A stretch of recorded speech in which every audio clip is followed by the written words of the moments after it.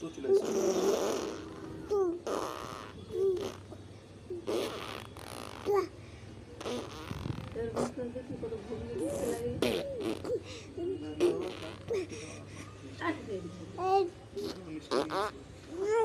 কোথায় আনলো?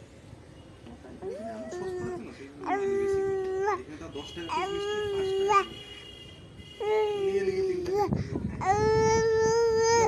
40 টাকা রে বেশি নেই।